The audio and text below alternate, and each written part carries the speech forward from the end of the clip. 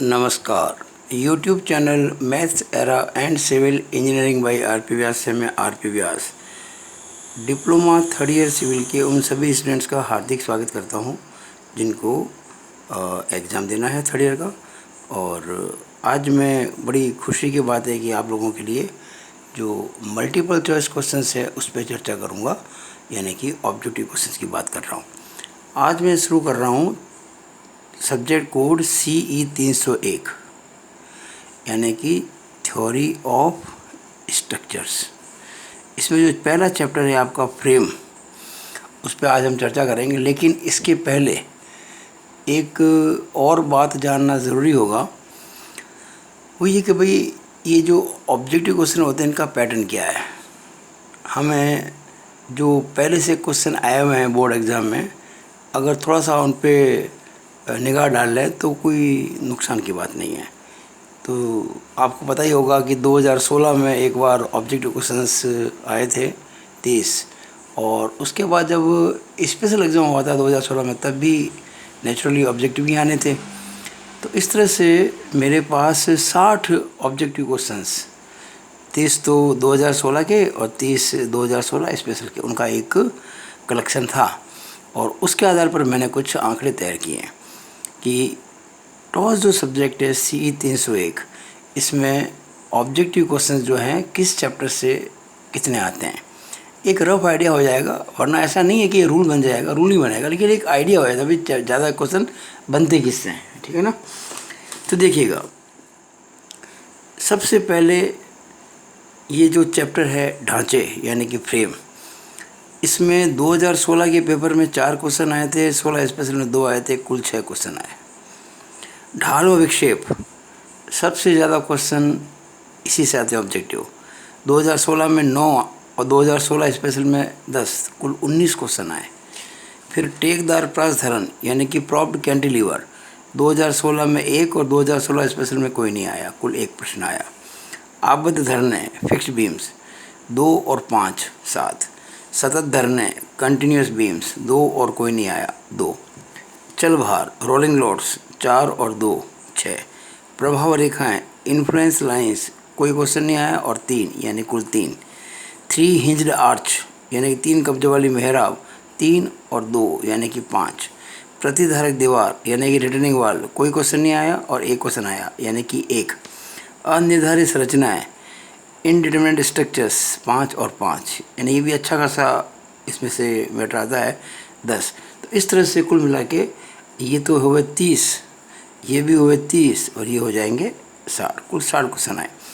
अब अगर देखें कि किस चैप्टर का वेटेज कितना है, तो ये देखिए मैंने एक आकलन किया यहाँ पे। सबसे ज़्यादा 19 क्वेश्चन जो हैं वो आए हैं ढाल और विक्षेप चैप्टर नंबर 2 से। उससे कुछ कम, उसके लगभग आधे, 19 का आधा लगभग 10 से होता है, 10 क्वेश्चन आए अनिर्धारित संरचनाओं में से चैप्टर 10। फिर 7 क्वेश्चन आबद्ध धरणों में से चैप्टर 4। फिर 6 क्वेश्चन ढांचे में से चैप्टर 1। फिर 6 क्वेश्चन चल भार में से चैप्टर 6। फिर 5 क्वेश्चन 3 हिंज्ड आर्च में से चैप्टर 8। फिर 3 क्वेश्चन इन्फ्लुएंस लाइन से चैप्टर 7। फिर 2 क्वेश्चन सतत धरणों से चैप्टर 5।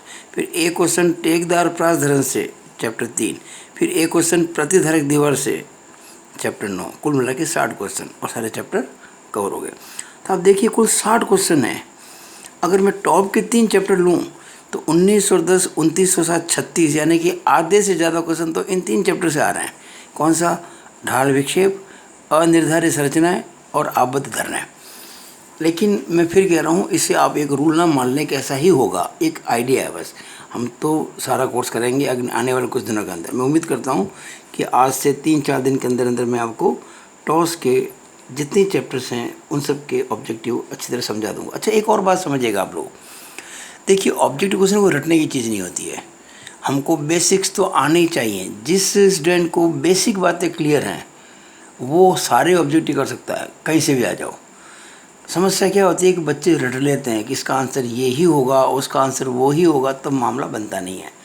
तो मैंने जो आपके लिए सारी तैयारी की ऑब्जेक्टिव के लिए, वो आपको रटाने के लिए नहीं की है, मैंने आपको समझाने के लिए की है। और आप देखेंगे अगर उस प्रकार से आप थोड़ा सा ध्यान दिया तो आप कैसे भी ऑब्जेक्टिव आ जाएगा, आप उसको अटेम्प्ट कर लोगे। इवन ऐसा क्वेश्चन जो मैंने आपको नहीं भी कराया है वो भी आएगा, तो आप मैं जो पढ़ाऊँगा ना उसके आधार पे कर लोगे। चलो शुरुआत करते हैं, देरी किस बात की। तो देखिए हम चैप्टर शुरू करते हैं, पहला जो है फ्रेम, ढांचे। अच्छा एक और बात बता दूं, ढांचे जो चैप्टर है फ्रेम, इस पे मैंने बड़े क्वेश्चन भी सॉल्व किए हुए हैं। अगर आप मेरा ये जो यूट्यूब चैनल है मैथ्स एरा, इसकी प्लेलिस्ट में जाकर फ्रेम को ढूंढ लीजिए ढांचे, तो उसमें आपको 2-3 क्वेश्चन मेरे सॉल्व मिल जाएंगे। मैं ज़्यादा नहीं कर पाया हूँ लेकिन मैंने कुछ किए हैं। और कोई आपको समस्या हो मुझे आप व्हाट्सएप कर सकते हैं, वो आपको सॉल्व करके मिल जाएगा। ओके, तो हम ऑब्जेक्टिव की शुरुआत करते हैं। अच्छा, मैंने इस चैप्टर में कुल मिलाकर 17 क्वेश्चन बनाए हैं, 17। और जो क्वेश्चन अब तक आए थे एग्ज़ाम में फ्रेम के, वो आप देख रहे हैं कि कितने आए थे फ्रेम के क्वेश्चन, 6 आए थे। तो ये 6 के 6 क्वेश्चन इसमें सॉल्व है, पर मैंने 17 बनाए, यानी कि ज़्यादा बनाए। अब उसको ओपन करते हैं, शुरू करें। देखिए पहला क्वेश्चन जो 2016 के पेपर में आया हुआ है, यदि किसी जोड़ पर केवल 2 बल कार्य कर रहे हों तथा वे एक ही सरल रेखा में न हों, तब जोड़ के संतुलन के लिए प्रत्येक बल होना चाहिए, कितना होना चाहिए हमें। देखिए इसमें एक और मैं बात कर रहा हूँ, आपको समझ नहीं होगी। मैं 4-4 ऑप्शन लिखूँगा नहीं, इसमें समय ख़राब होता है। मैं केवल उसका हल दूंगा आपको, सॉल्यूशन क्या होगा। तो ये जो कंडीशन है ना, इसमें क्या कहा है कि किसी जॉइंट पर केवल 2 बल कार्य कर रहे हैं। मान लीजिए ये कोई जॉइंट है, मान लो उसको नाम मैंने जॉइंट का ए नाम दे दिया, 2 बल कार्य करना है, ये 2 बल कार्य कर। अच्छा कैसे 2 बल कार्य कर रहे हैं, जो एक ही सरल रेखा में नहीं हो, यानी इन दोनों फोर्सेस की जो लाइन ऑफ एक्शन है वो एक लाइन नहीं है, यानी स्ट्रेट लाइन में नहीं है। देखो ये स्ट्रेट लाइन ये होती, मैंने तो तिरछा लगा दिया, किसी एंगल पर लगा दिया। अब क्या कह रहा है, तब जोड़ का संतुलन के लिए प्रत्येक बल कितना होना चाहिए। आप जानते हैं जॉइंट मेथड जो होता है फ्रेम के अंदर, उस पर हर जोड़ की साम्यावस्था पर विचार करते हैं। और साम्यावस्था कैसी होती है, क्षैतिज बलों का बीजीय योग 0 और ऊर्ध्वाधर बलों का बीजीय योग 0। मैंने इसको मान लिया हॉरिजॉन्टल, ये एंगल माना थीटा। तो ये जो क्यू फोर्स है ना, इसका क्षैतिज घटक ये हो जाएगा क्यू कॉस थीटा, और ऊर्ध्व घटक नीचे चला जाएगा क्यू साइन थीटा। अब अगर मैं सिग्मा वी बराबर 0 करूँ, तो सिग्मा वी में तो ये 2 तो हॉरिजॉन्टल आएंगे नहीं, तो ये क्यू साइन थीटा आएगा, यानी कि क्यू साइन थीटा 0 हो जाएगा। अब साइन थीटा तो 0 हो नहीं सकता क्योंकि कुछ कौन है, इसका बोले क्यू 0 होगा, तभी तो 0 इंटू समथिंग इज 0, तो क्यू 0 हो गया। अब सिग्मा एच बराबर 0 करते हैं अगर हम, तो देखिए ये इधर है पी और वो इधर है क्यू कॉस थीटा, तो पी बराबर क्यू कॉस थीटा। अब देखिए क्यू तो हमारा 0 प्रूव हो चुका था, अभी देखिए ये क्यू 0। अगर मैं यहाँ क्यू को 0 कर दूँ तो 0 इंटू कुछ भी करो 0 आएगा, यानी पी भी 0 आ जाएगा। तो संक्षेप आंसर क्या हो गया, 0। इसको आप चाहे तो याद कर लें। अगर किसी जोड़ पर केवल 2 बल कार्य कर रहे हैं और वो एक सरल रेखा में ना हो, तो प्रत्येक बल 0 होना चाहिए उस जोड़ की साम्यावस्था के लिए, for equilibrium of that particular joint in the frame. अब ये क्वेश्चन नंबर 2, ये भी 2016 में आया हुआ है। यदि किसी जोड़ पर 3 बल कार्य कर रहे हों तथा उनमें से 2 समान बल एक ही सरल रेखा व विपरीत दिशा में कार्य कर रहे हों, तो जोड़ के संतुलन के लिए तीसरा बल क्या होना चाहिए। तीसरा बल होना चाहिए, कितना होना चाहिए। चार ऑप्शन दिए होते हैं, उसमें आपको एक छांटना होता है। मैं फिर क्वेश्चन पढ़ रहा हूँ। किसी जॉइंट पर 3 फोर्स कार्य कर रहे हैं, जो 2 फोर्स है वो बराबर है और एक दूसरे की विपरीत है।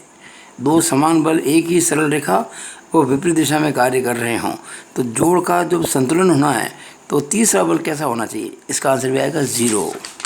क्यों आएगा मैं समझा रहा हूँ आपको। यहाँ पे देखिएगा, ये मैंने एक जॉइंट है, मान लीजिए ए, इस पे मैंने 2 बल दिखाए, ये पी और ये पी। देखो दोनों एक दूसरे के बराबर है और विपरीत है, ऑपोजिट है, इक्वल है।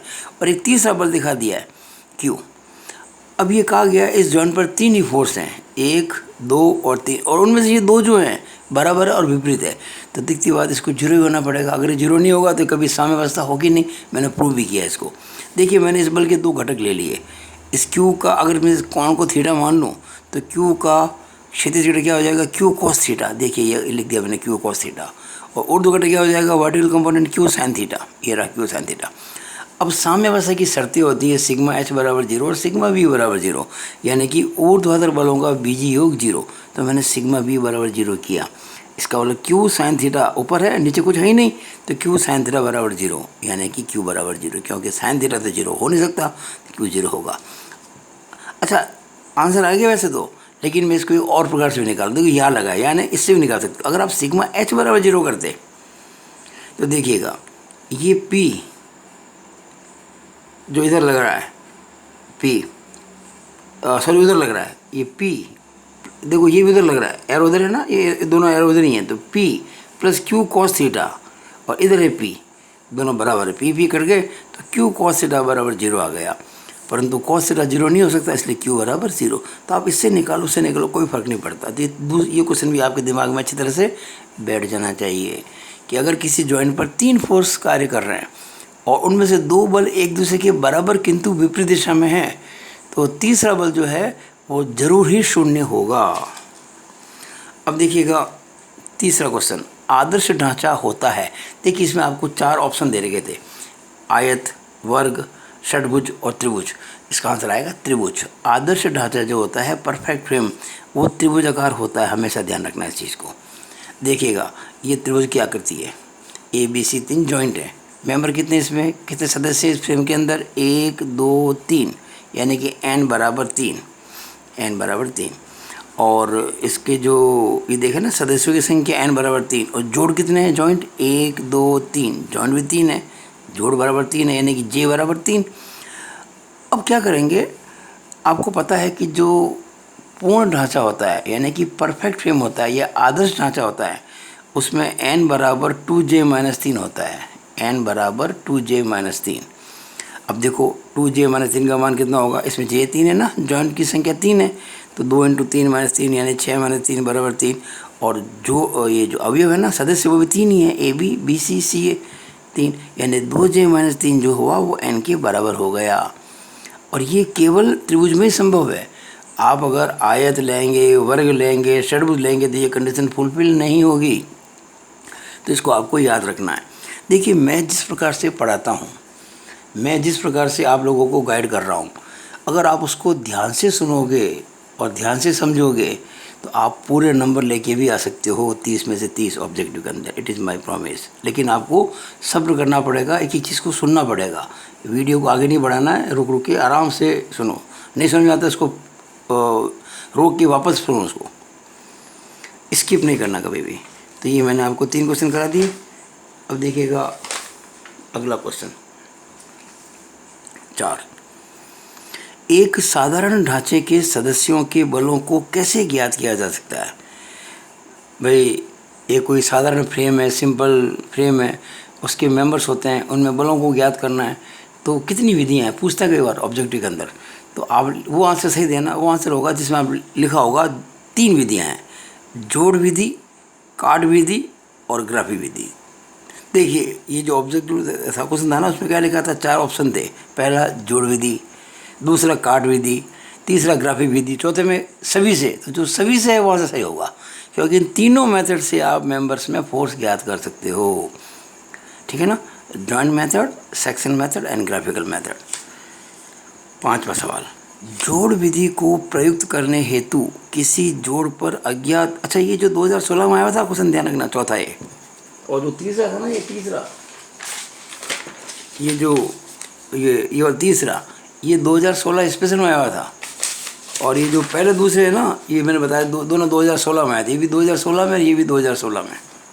अब तक सारे क्वेश्चन मैं एग्जाम के करा रहा हूँ। 5वां, जोड़ विधि को प्रयुक्त करने हेतु किसी जोड़ पर अज्ञात बलों की अधिकतम संख्या कितनी हो सकती है। भाई आप जॉइंट मेथड से कोई फ्रेम सॉल्व कर रहे हो तो 2 से ज़्यादा अज्ञात मेंबर नहीं होने चाहिए। कारण क्या है, हमारे पास में साम्यावस्था की यानी कि इक्विलिब्रियम की 2 ही इक्वेशन होती है, सिग्मा एच बराबर 0 और सिग्मा बी बराबर 0, यानी कि क्षैतिज बलों का बीजी योग 0 और ऊर्ध्वाधर बलों का बीजी योग बराबर 0। और हम 2 समीकरणों से आप जानते हैं कि 2 अज्ञात ही ज्ञात किए जा सकते हैं, तीसरा अज्ञात ज्ञात नहीं हो सकता। अर्थात एक जॉइंट पर अधिक से अधिक 2 अज्ञात होने चाहिए जॉइंट मेथड के अंदर। तो मैंने आंसर दे दिया 2। There should be not more than 2 elements 2 members at a joint in joint method.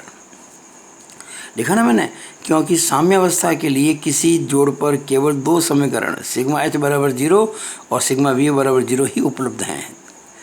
और 2016 स्पेशल में ये क्वेश्चन आया था। नंबर 6 क्वेश्चन, आदर्श ढांचे की शर्त लिखिए। तो मैंने आपको समझा दिया था ये आदर्श ढांचे की शर्त है। एक्चुअली ये क्वेश्चन नहीं आया, लेकिन मैंने क्वेश्चन बना लिया। n बराबर 2j-3, जहाँ n बराबर सदस्यों या अवयवों की संख्या और j बराबर जोड़ों की संख्या। अब देखिएगा 7वां क्वेश्चन, एक आपको फ्रेम दिया हुआ है इस प्रकार का कैंटिलीवर फ्रेम, और इसमें खूब सारे मेंबर्स हैं, ये जॉइंट्स हैं ए बी सी डी। यहाँ एक फोर्स लगा हुआ है आपको भरमाने के लिए। चित्र में प्रदर्शित ढांचे के किस अवयव में बल शून्य होगा? देखिए, आप ऐसा जॉइंट देखो जहाँ पे प्लस बनता हो या उल्टा टी बनता हो। प्लस का मतलब जहाँ ऐसा बनता हो, ऐसा, या ऐसा टी बनता हो उल्टा टी, या सीधा टी बनता हो। ये समकोण होते हैं नहीं वाले, ये सब समकोण होते हैं। इस केस में क्या होता है कि जब साम्यावस्था लगाएंगे तो ये वाला बल इसके बराबर होगा और वो वाला बल इसके बराबर होगा। यहाँ ये बल इसके बराबर होगा, ये इसको साम्यावस्था के लिए कोई बैलेंस करने वाला है ही नहीं, तो इसमें 0 फोर्स होगा। और इसके अंदर ये बल इसके बराबर और इसमें 0 होगा।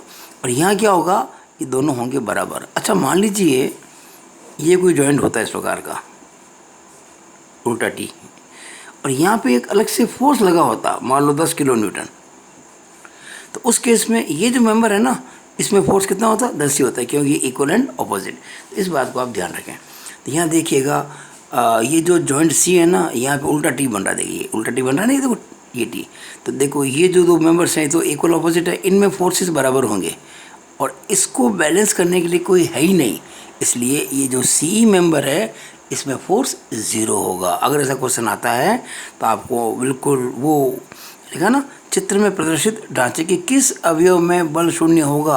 आंसर अवयव सीई में, इस सीई के अंदर। अच्छा, मैंने इसको यहाँ समझाया भी है। चूँकि सी जोड़ पर सिग्मा वी बराबर 0 से, अगर मैं सिग्मा वी और 0 करूँ तो एफ सी, देखो ये मैंने ये है ना, ये सी जॉइंट बनाया है और यहाँ देखिए सी बी सी डी और सी ई, यहाँ मैंने फोर्स दिशा बताई है और मैं सिग्मा वी लगा रहा हूँ, सिग्मा वी बराबर 0। तो ये सिग्मा वी में एफ सी ई आ रहा है ना, एफ सी ई है ना कि फोर्स इन सी, और ऊपर तो ये एफ सी ई है, नीचे कुछ है ही नहीं, तो कुछ नहीं, मतलब 0 होती, 0 आ गया इसके अंदर। 8वां सवाल, अपूर्ण ढांचा क्या होता है? अब अपूर्ण ढांचा यानी कि इम्परफेक्ट फ्रेम या डेफिशिएंट फ्रेम, तो भाई सीधी बात है, जहाँ सदस्यों की संख्या 2j-3 से कम होती है उसे कहते हैं अपूर्ण ढांचा। पूर्ण ढांचा जहाँ n बराबर 2j-3 यानी कि सदस्यों की संख्या 2j-3 के बराबर होती है, हमने पहले डिस्कस किया था। और ये अगर कम हो सदस्यों की संख्या 2j-3 से तो क्या कहलाएगा? अपूर्ण ढांचा। 9वां क्वेश्चन, अतिरिक्तांकी ढांचा क्या होता है? देखिए, अतिरिक्तांकी की अगर मैं संधि विच्छेद करूं तो अतिरिक्त प्लस अंगी, यानी जितने आपको मेंबर चाहिए उससे ज़्यादा, ये अपूर्ण, जितने मेंबर चाहिए उससे कम, पूर्ण जितने चाहिए उतने ही, बस। तो अतिरिक्तांकी ढांचे में क्या होता है कि जो नंबर ऑफ मेंबर्स होते हैं वो 2j-3 से ज़्यादा होते हैं। यहाँ से अगर ऐसा ऑब्जेक्टिव आ जाए ना तो ये आंसर सही होगा। आप ये कह सकते हो n is greater than 2j-3, या इसका उल्टे वे में भी 2j-3 इज़ लेस देन, ये भी कह सकते हैं आप, और 2j-3 is less than n। कई बार घुमा के पूछते हो आप, उल्टा नहीं कर दो, ये n लेस है ना, यह आप कह सकते हो कि जो 2j-3 है वो n से बड़ा है। ये इधर है तो दिखती बात है, n छोटा, आप तो ध्यान रखो n छोटा होता है बस अपूर्ण के अंदर, और अतिरिक्त अंगी में n बड़ा होता है। ये छोटा होगा तो अपना बड़ा हो जाएगा और ये बड़ा होगा तो अपना छोटा हो जाएगा। अब देखिए 10वां क्वेश्चन, आधार कितने प्रकार के होते हैं? जो फ्रेम है ना वो सपोर्ट पे टिका होता है, तो आधार कितने प्रकार के होते हैं? इसका उत्तर अगर आपको 4 ऑप्शन दे रखे हैं ना तो ये उत्तर होगा 3 प्रकार के, कब्जेदार, बेलनाकार और आबद्ध, यानी हिंज सपोर्ट, रोलर सपोर्ट और फिक्स सपोर्ट। मान लीजिए इसके 4 ऑप्शन आ गए, आधार कितने प्रकार के होते हैं? पहला कब्जेदार, दूसरा बेलनाकार, तीसरा आबद्ध, चौथा सभी। तो आप उत्तर देंगे सभी, क्योंकि 3 प्रकार के सपोर्ट होते हैं।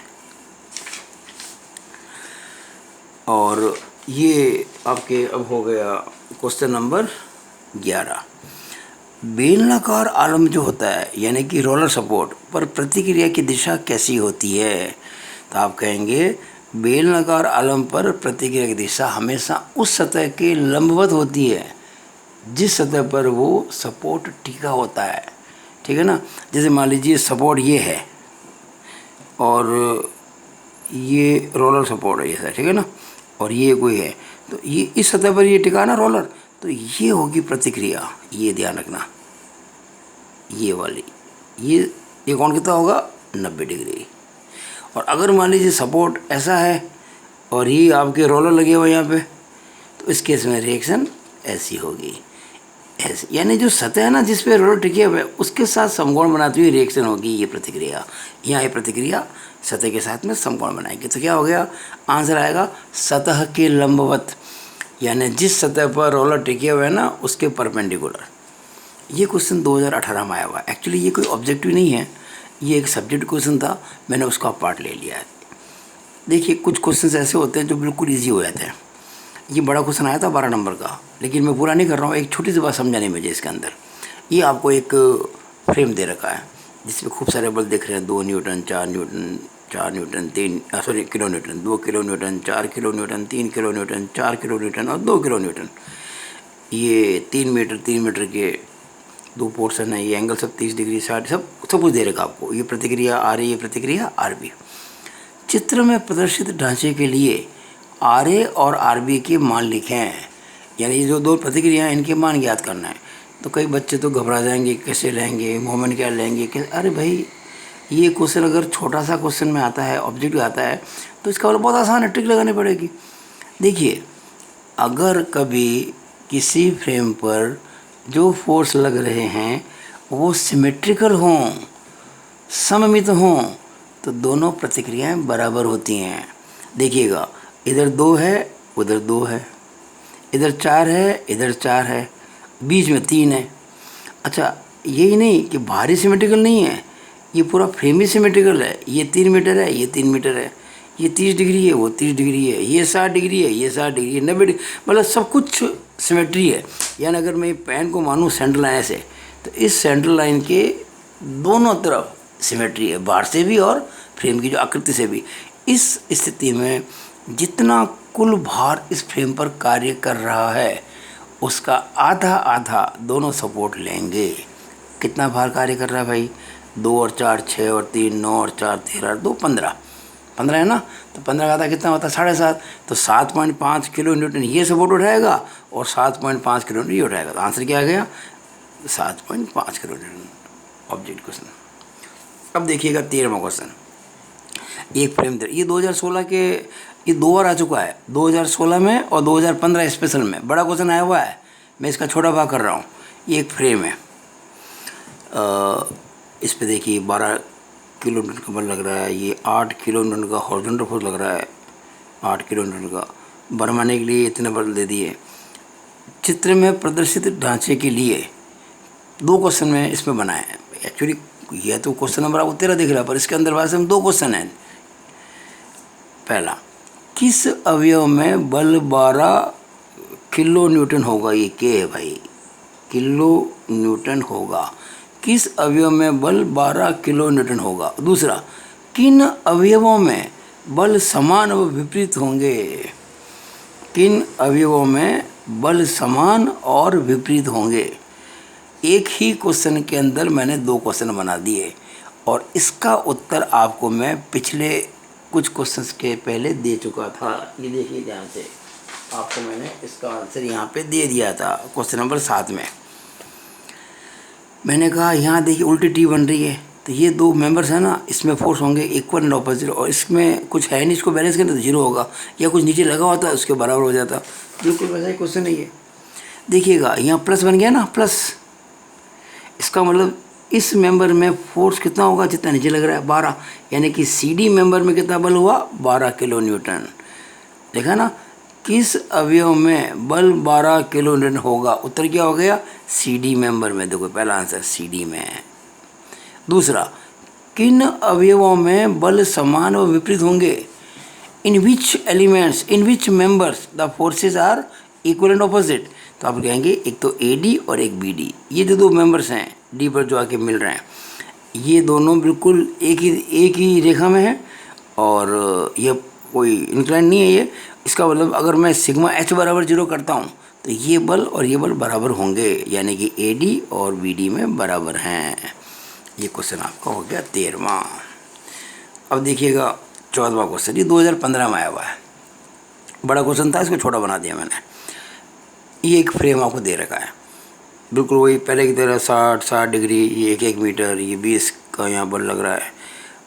अवयव BM में बल क्या होगा, ये अवयव है ना BM, इसमें बल कितना होगा, आंसर क्या आएगा 0। क्यों, अगर मैं इस जॉइंट M पर सिग्मा V बराबर 0 लगाता हूँ तो FBM बराबर, नीचे कुछ है नहीं बैलेंस करने के लिए, 0 हो जाएगा, तो 0 हो जाएगा। अच्छा 15वां, ढांचे को हल करने की किस विधि में साम्यावस्था की शर्त सिग्मा M बराबर 0 का प्रयोग अधिकांशतया किया जाता है। देखिए जॉइंट मेथड में तो अपन सिग्मा M बराबर 0 का प्रयोग करते हैं केवल रिएक्शन निकालने में, अगर सिंपली सपोर्टेड फ्रेम हो तो, और कैंटिलीवर फ्रेम में इसकी भी ज़रूरत नहीं पड़ती। और जॉइंट जितने भी लेते हैं वहाँ दो ही इक्वेशन लगती है, सिग्मा H बराबर 0 और सिग्मा V बराबर 0। अब सिग्मा M बराबर 0 यानी कि अघूर्णों का बीजीय योग, मोमेंट्स का एल्जेब्रिक सम 0, ये तो भाई सेक्शन मेथड में काम आता है मैक्सिमम तौर पर। तो अगर आपको ऐसा कभी क्वेश्चन आ जाए कि ढांचे को हल करने की किस विधि में साम्यावस्था की शर्त सिग्मा M बराबर 0 का प्रयोग बहुधा या अधिकांशतया किया जाता है, आपको मान लीजिए 4 ऑप्शन दे दिए, पहला जॉइंट मेथड, दूसरा सेक्शन मेथड, तीसरा ग्राफिकल मेथड, चौथा सभी, तो आप क्या उत्तर देंगे, इस काट विधि यानी कि सेक्शन मेथड, इसमें सिग्मा M बराबर 0 का प्रयोग करते हैं। 16वां क्वेश्चन, जब किसी ढांचे के सभी अवयवों में बल ज्ञात करना हो तो कौन सी विधि अधिक उपयुक्त रहती है। देखिए आपको सारे फोर्सेस ज्ञात करना है, मान लो किसी मेंबर में, किसी ढांचे में 14-15 मेंबर्स हैं, तो वहाँ सेक्शन मेथड लंबा पड़ेगा, क्योंकि बहुत अलग अलग सेक्शन लेने पड़ेंगे, और जॉइंट मेथड आसान पड़ेगा। तो जब सारे मेंबर से फोर्स निकालना हो इन ऑल मेंबर्स, तो जोड़ विधि आसान रहती है, ये प्रैक्टिकेबल है। और 17वां, जब ढांचे के कुछ ही अवयवों में बल ज्ञात करना हो, 12 मेंबर्स है और आपको कह दिया इन 3 या 4 में ज्ञात करो, तो जोड़ विधि ठीक नहीं रहेगी, तो उस केस में सेक्शन मेथड बेस्ट मेथड है। जब ढांचे के कुछ ही अवयवों में बल ज्ञात करना हो तो कौन सी विधि उपयुक्त रहती है, आप कहेंगे काट विधि यानी कि सेक्शन मेथड, और सारे में ज्ञात करना हो तो जॉइंट मेथड।